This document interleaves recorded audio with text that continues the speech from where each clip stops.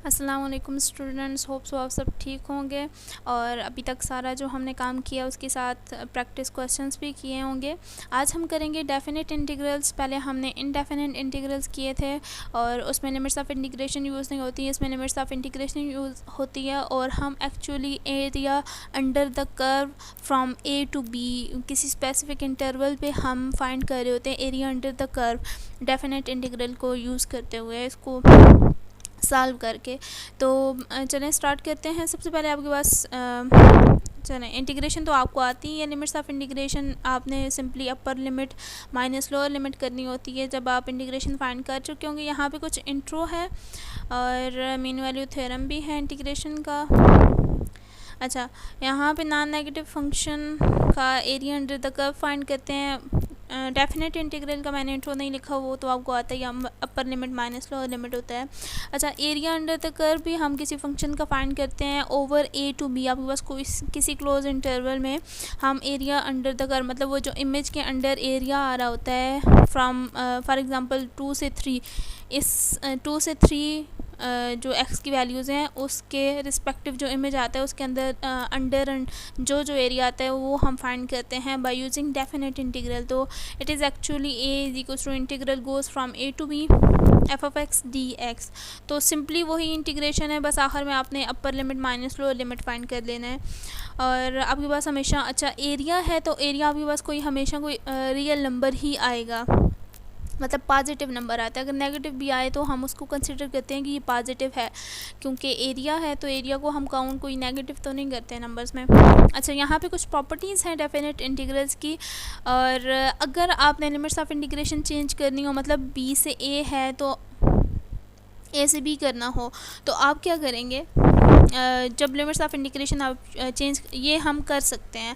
अगर आप करना चाह रहे हैं लिमिट्स ऑफ इंटीग्रेशन चेंज तो आपने सिंपली चेंज करके बाकी क्वेश्चन वैसे ही सॉल्व करना है और आखिर में उसके साथ माइनस साइन मल्टीप्लाई कर देना है। देन सेकंड है आपके पास जब आप लिमिट्स ऑफ इंटीग्रेशन सेम हो, मतलब ए से ए तक आपने area under the curve find करना है, ये तो हम पॉइंट को मूव ही नहीं कर रहे, तो इसकी इंटीग्रेशन हमेशा ज़ीरो आएगी। जब आपके पास लिमिट्स ऑफ इंटीग्रेशन सेम हो जाती हैं तो उसकी इंटीग्रेशन, उस फंक्शन की इंटीग्रेशन ज़ीरो है। फंक्शन भी डिफ़ाइन होना चाहिए ए पे। और देन आपके पास थर्ड है कांस्टेंट, वही है बिल्कुल उसी तरह जैसे हमारे पास कांस्टेंट फंक्शन के साथ होता है, तो हम कांस्टेंट को बाहर ले लेते हैं और बाकी फंक्शन की इंटीग्रेशन फाइंड कर लेते हैं। देन आपके पास सम ऑफ या डिफरेंस ऑफ टू फंक्शंस हो, तो बिल्कुल उसी तरह जैसे हम इंटीग्रेशन करते हैं इनडेफिनेट इंटीग्रेशन, इसी तरह यहाँ पे डेफिनेट इंटीग्रेशन में भी ऐसे ही होगा। इंडिविजुअली दोनों फंक्शंस की इंटीग्रेशन फाइंड करें और आखिर में लिमिट्स ऑफ इंटीग्रेशन पुट कर लें, बिल्कुल उसी तरह।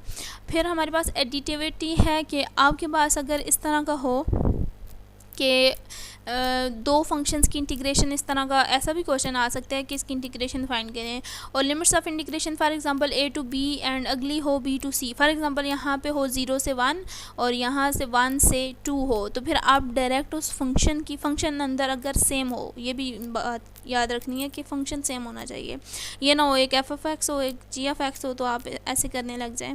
फंक्शन अंदर सेम हो, बस लिमिट्स ऑफ इंटीग्रेशन कुछ इस तरह से हो कि फर्स्ट आपके पास हो limit goes from A to B and second limit goes from B to C. तो फिर आप क्या डायरेक्ट कर सकते हैं, limit goes from A to C F of X D X. आप डायरेक्टली ये बजाय इसके कि आप दो दफ़ा उसमें limits of integration upper limit minus lower limit करें, तो आप डायरेक्ट ये कर सकते हैं। देन आपके पास मीन वैल्यू थ्योरम आ जाता है फॉर डेफिनेट इंटीग्रल्स। इसको हम ऐसे भी कहते हैं कि ये एवरेज वैल्यू ऑफ फंक्शन या मीन वैल्यू ऑफ फंक्शन है। कोई भी फंक्शन है A V ji of F से भी इसको डिनोट करते हैं, एफ ऑफ सी से भी डिनोट करते हैं, मतलब वो जो मिड मीन वाली वैल्यू होती है इस इंटरवल में। इस इंटरवल में किसी पॉइंट पे हम उसकी average value, mean value find करते हैं। अच्छा, उसका फार्मूला आपने नोट करना है। जब भी आपसे कहा जाए कि average value of function find करें तो इस फार्मूले को यूज़ करते हुए आपने फाइंड करनी है। 1/b माइनस ए के साथ बस मल्टीप्लाई करना होता है। इंटीग्रेशन बाकी वैसे ही है। लिमिट्स ऑफ इंटीग्रेशन भी। यहाँ पे कुछ मैंने क्वेश्चंस लिखे हुए हैं, सॉल्व किए हुए हैं। फर्स्ट क्वेश्चन आपके पास है evaluate integration of 3x² square root X cube plus 1 into D X. Limits of integration आपके पास -1 1 है, मतलब ये b की वैल्यू और ये a की वैल्यू है। Limit goes from -1 to 1। तो यहाँ पे सबसे पहले तो आपने इंटीग्रेशन बिल्कुल उसी तरह करनी है। हमने सारे मेथड्स कर लिए हैं इंटीग्रेशन के मेथड ऑफ सब्स्टिट्यूशन कब यूज़ होता है, इंटीग्रेशन बाय पार्ट्स या फार्मूलाज को यूज़ करते हुए हमने बहुत सारे क्वेश्चंस किए हैं इंटीग्रेशन के। बिल्कुल उसी तरह सेम मेथड से हमने इंटीग्रेशन यहाँ पे भी फाइंड करनी है। फ़िलहाल आप ये जो लिमिट्स ऑफ इंटीग्रेशन है इनको इग्नोर करें। सबसे पहले यहाँ पे तो मैं जो मुझे इजी लगता है फार्मूला, ये पावर रूल वाला फार्मूला, कि अगर फंक्शन के ऊपर कोई भी पावर नेचुरल नंबर हो, कोई भी रियल नंबर हो, n कोई भी रियल नंबर होता है और उसके साथ उसका डेरिवेटिव मल्टीप्लाई होता है, तो हम डायरेक्ट इस n+1 और डिवाइडेड बाय n+1 से उसकी इंटीग्रेशन फाइंड कर सकते हैं। तो बिल्कुल यहाँ पे मेथड ऑफ सब्स्टिट्यूशन भी यूज़ हो सकता है, जो आपको ईजी लगता है वो करें। मैंने ये वाला किया है। ये आपके पास फंक्शन है x³ + 1 होल पावर 1/2। तो 1/2 का आप फिलहाल इग्नोर करें, n कोई भी पावर हो सकती है और यहाँ पे अंदर फंक्शन है x³ + 1। इसका डेरिवेटिव अगर आप फाइंड करें तो क्या होगा, फॉर एग्जांपल f(x) आपके पास x³ + 1 है, इसका डेरिवेटिव है 3x²। 1 का डेरिवेटिव 0 होता है +0, तो 3x² इसका डेरिवेटिव है, इसका डेरिवेटिव इसके साथ मल्टीप्लाई हो रहा है। तो मैंने क्या करना है, डायरेक्ट इस फंक्शन की पावर में +1 और डिनोमिनेटर में भी n+1 करना है, तो इसकी इंटीग्रेशन फाइंड इजीली हो गई है। तो 1/2 + 1 डिनोमिनेटर में 1/2 + 1। लिमिट्स ऑफ इंटीग्रेशन साथ इसी तरह लिख लें। फ़िलहाल हम यहाँ पे पुटिंग कर रहे हैं, इसको सिंप्लीफाई करके करेंगे। फिर ये आपके पास एलसीएम लेने से 3/2 आ गया, पावर भी 3/2 आ गई है। इसको मज़ीद सिंप्लीफाइड फॉर्म में लिखा हुआ है 2/3, इसको हम लिख सकते हैं, और x³ + 1 होल पावर 3/2 आ गया है। अब बारी आती है लिमिट्स ऑफ इंटीग्रेशन पुट करने की। तो आप हमेशा अपर लिमिट माइनस लोअर लिमिट करते हैं। अपर लिमिट आपके पास 1 है, इसको जहाँ जहाँ पे x है वहाँ पे पुट करें। सिर्फ एक जगह पे ये x है, यहाँ पे मैं 1 पुट करूँगी। 1 पुट किया, 1³ और बाकी कहीं भी x नहीं है, तो ये हो गया पूरा। ये जो आपके पास इंटीग्रेशन से फंक्शन आया है, इसमें 1 पुट करें, अपर लिमिट पुट करें, माइनस इसी फंक्शन में लोअर लिमिट पुट करें। जहाँ जहाँ पे x है वहाँ पे -1, यहाँ पे ये x है, यहाँ पे -1 पुट करूँगी। तो सेम फंक्शन है, अपर लिमिट माइनस लोअर लिमिट हो गई है। अब इसको सिंप्लीफाई कर लें, और यहाँ पे 1³ इज़ 1, 1 + 1 इज़ 2, 2 पावर 3/2 आ गया यहाँ पे। और यहाँ पे -1³ इज़ -1 और -1 + 1 इज़ 0। तो ये 0 पावर एनी नंबर इज़ 0 और 0 multiplied by any number is 0। तो ये टर्म आपके पास गायब हो जाएगी, 0 हो जाएगी। यहाँ पे सिर्फ आपके पास ये बचा है। अब इसको मज़ीद सिंप्लीफाई करें, और मैं इसको लिख सकती हूँ 2 पावर 3 अंदर, बाहर 1/2 रहने देती हूँ। ये 3/2 है, तो 3 को अंदर ले लूँ, 1/2 बाहर रह गया। और 2 पावर 3 इज़ 8 और 1/2 की वैल्यू क्या होती है, स्क्वायर रूट। स्क्वायर रूट 8 आपके पास होता है 2 × स्क्वायर रूट 2। वजह यह है कि ये 8 आपके पास किसके इक्वल होता है, 2 × 2 × 2। और जब आपके पास पेयर ऑफ सेम नंबर्स हो तो आप उसको एक बार ले लेते हैं। अब 2 के साथ मल्टीप्लाई हो गए, 4 × √3 आ गया है। तो बिल्कुल इसी तरह इंटीग्रेशन के वही रूल्स हैं, आपने इंटीग्रेशन फाइंड करनी है। देन लास्ट में आपने क्या करना है, अपर लिमिट माइनस लोअर लिमिट कर लेनी है। जहाँ जहाँ पे x है वहाँ पे आपने अपर लिमिट पुट करनी है, फिर माइनस लोअर लिमिट पुट करके आपने उसको सिंप्लीफाई कर लेना है। आपके पास हमेशा कोई नंबर आएगा, कोई स्केलर, कोई रियल नंबर आएगा डेफिनेट इंटीग्रल से, और यहाँ पे कांस्टेंट ऑफ इंटीग्रेशन आपने पुट नहीं करना, कहीं भी आपको सी नज़र नहीं आ रहा होगा।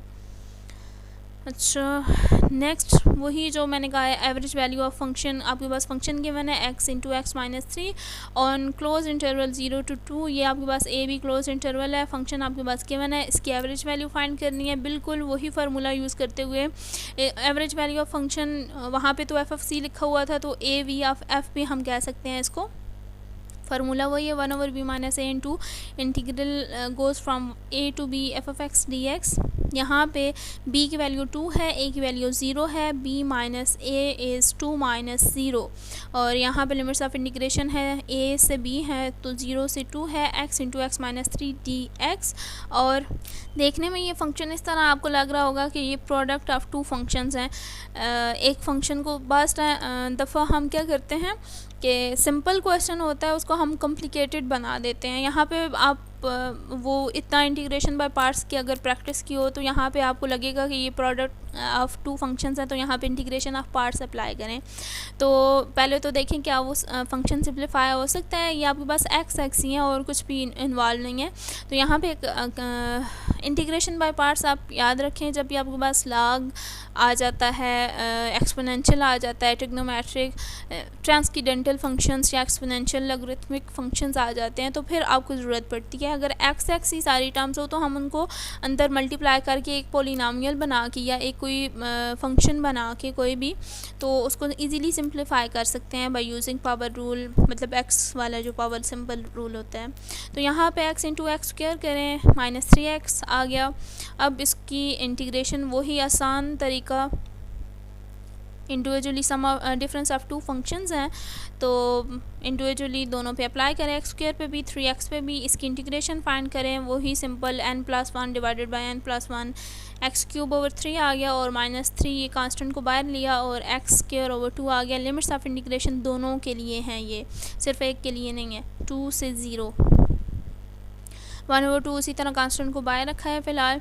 अब क्या करें, लिमिट्स ऑफ इंटीग्रेशन पुट करें, यहाँ जहाँ जहाँ पे x है वहाँ पे 2 पुट करें, जहाँ जहाँ पे x है मैंने वहाँ पे 2 पुट किया, माइनस जहाँ जहाँ पे x है वहाँ पे 0 पुट करें लोअर लिमिट, और 1/2 को फ़िलहाल उसी तरह मल्टीप्लाई करने दें क्योंकि ये सारे फंक्शन के साथ मल्टीप्लाई हो रहा था। और अब इसको सिंप्लीफाई करें, 8/3 आ गया और 2 के साथ एक पावर कैंसिल होगी, 3 इंटू 2 इज़ 6, और यहाँ पे 0 माइनस 0 इज़ 0, तो माइनस 0 से कोई फ़र्क नहीं पड़ता।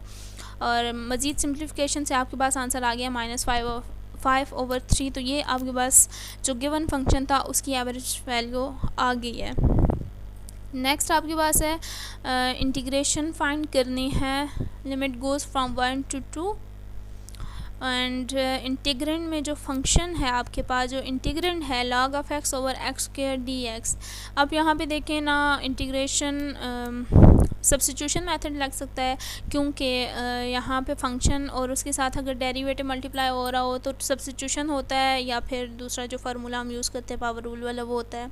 तो log ऑफ x का डेरिवेटिव है 1/x, लेकिन ये 1/x स्क्वायर इसके साथ मल्टीप्लाई हो रहा है, तो 1/x एक सेपरेट कर भी लें तो पीछे 1/x रह जाएगा, तो वहाँ तो हम ये वाला फार्मूला यूज़ नहीं कर सकते, 1/x किधर जाएगा। और इसलिए यहाँ पे इसको हम कंसिडर करते हैं log of x into 1/x square. ये आपके पास प्रोडक्ट ऑफ टू फंक्शंस हैं, और इंटीग्रेशन बाय पार्ट्स जब भी आपके पास प्रोडक्ट ऑफ टू फंक्शंस आता है तो अगर किसी फार्मूला से सॉल्व नहीं होता तो आप क्या करते हैं, इंटीग्रेशन बाय पार्ट्स यूज़ करते हैं। इंटीग्रेशन बाय पार्ट्स यूज़ किया, log ऑफ x को मैंने आपको कहा था कि फ़र्स्ट फंक्शन रखना है आपने जब x वाली टर्म साथ हो, तो first function into second function है, first function into integration of second function minus integration whole integration है इनसाइड आपके पास integration of second function into derivative of first function. यहाँ पे एक चीज़ जो आपने याद रखनी है, यहाँ पे 2 स्टेप्स आपने याद रखने हैं। इंटीग्रेशन तो वैसे ही करनी है, 1/x स्क्वायर की इंटीग्रेशन आप देख लें x पावर -2 हो जाएगा। इसको हम अगर सिंप्लीफाइड फॉर्म में लिखें तो x पावर -2 की इंटीग्रेशन क्या होगी, वही पावर रूल -2 + 1 डिनोमिनेटर में, और जो इन लिमिट्स ऑफ इंटीग्रेशन पुट करेंगे 2 से 1, ये आपके इस पूरे फंक्शन में होगा। ऐसा नहीं है कि आपने log ऑफ x को फर्स्ट फंक्शन रखा और इसकी इंटीग्रेशन फाइंड की, तो जब लिमिट्स ऑफ इंटीग्रेशन पुट करेंगे तो सिर्फ इसमें पुट करेंगे, इसमें भी पुट करेंगे। अक्सर स्टूडेंट्स यहाँ से गलती कर देते हैं। फिर माइनस इंटू, अच्छा यहाँ पे जब आप फाइंड करेंगे इंटीग्रेशन तो यहाँ पे लिमिट्स ऑफ इंटीग्रेशन ये जो इनसाइड इंटीग्रल होता है इधर नहीं पुट करेंगे। इसकी इंटीग्रेशन भी x पावर -1/-1 आ गई है, जैसे ये इस तरह से सिंप्लीफाइड फॉर्म में लिखी हुई है। और log ऑफ x का डेरिवेटिव 1/x होता है, और ये माइनस और माइनस मल्टीप्लाई होके प्लस हो गया, और x -1 मीन्स 1/x है, 1/x into 1/x is 1/x square. अब ये मज़ीद ख़त्म नहीं हुआ, इसकी दोबारा से इंटीग्रेशन लें which is x power -2+1 divided by -2+1। अब लिमिट्स ऑफ इंटीग्रेशन आपके पास 2 से 1 ये पुट करनी है आपने इस पूरे फंक्शन में भी। अच्छा, ये -1/x अलहदा से है, ये log ऑफ x के साथ नहीं है, मतलब log of x into -1/x नहीं है। log ऑफ x एक फंक्शन है, दूसरा फंक्शन -1/x है, तो इसलिए मैं आप कंफ्यूज ना हो, इधर लिख लिया -1/x into log of x। Integration limits of integration उसी तरह है यहाँ पे भी। अब दोनों पे सेम लिमिट्स ऑफ इंटीग्रेशन है, तो आप क्या कर सकते हैं, कंबाइन दोनों फंक्शंस को लिख लें, -1/x into log of x plus x power -1 divided by -1, तो ये माइनस यहाँ पे साइन आ जाएगा और 1/x इसको सिंप्लीफाइड फॉर्म में लिखा है। तो लिमिट्स ऑफ इंटीग्रेशन इन दोनों फंक्शंस पे अप्लाई करनी है। अच्छा, मैं क्वेश्चंस कर कर के इतनी यूज टू हो गई हूँ कि यहाँ पे मैंने ब्रैकेट्स नहीं डाली, तो आपको पता होना चाहिए जो लिमिट्स ऑफ इंटीग्रेशन है स्पेसिफाइड नहीं है कि किस फंक्शन के लिए है, ये पूरे ये जो सम डिफरेंस ऑफ 2 फंक्शंस हैं इस पूरे फंक्शन पे अप्लाई हो रही हैं लिमिट्स ऑफ इंटीग्रेशन। आप अपनी आसानी के लिए ये कंफ्यूज ना हो, यहाँ पे ब्रैकेट्स डाल दें, ब्रैकेट डाल के फिर ये लिमिट्स ऑफ इंटीग्रेशन पुट कर लें। अब वही काम अपर लिमिट माइनस लोअर लिमिट आपने करना है। अपर लिमिट पुट करें सारे फंक्शन में माइनस, फिर उसी सारे फंक्शन में लोअर लिमिट पुट करें, जहाँ जहाँ पे x है वहाँ पे आपने वैल्यूज़ पुट करनी है।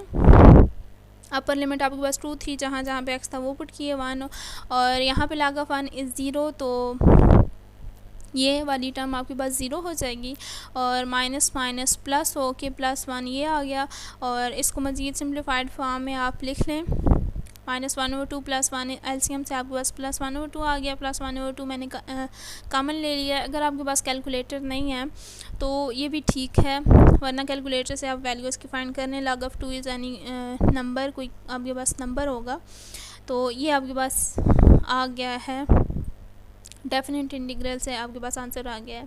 तो इसी तरह आपके पास कोई भी क्वेश्चन हो, चाहे इंटीग्रेशन बाय पार्ट्स यूज़ करनी हो, जो भी हो, बस इंटीग्रेशन बाय पार्ट्स का एग्जांपल मैंने इसीलिए लिखी है कि आप लोग कंफ्यूज ना हो। एक तो ये है कि यहाँ पे आपने अंदर जो इंटीग्रेशन होती है, होल इंटीग्रेशन के अंदर ये जो इंटीग्रेशन होती है, यहाँ पे लिमिट्स ऑफ इंटीग्रेशन नहीं पुट करनी। सेकेंडली आपने क्या करना है, जब फर्स्ट इंटू सेकंड फंक्शन की इंटीग्रेशन पुट करें फाइंड करेंगे, तो लिमिट्स ऑफ इंटीग्रेशन के टाइम आपने इस फंक्शन को भी, जो फर्स्ट फंक्शन ऐसे ही लिखा है, इसमें भी लिमिट्स ऑफ इंटीग्रेशन पुट करनी है।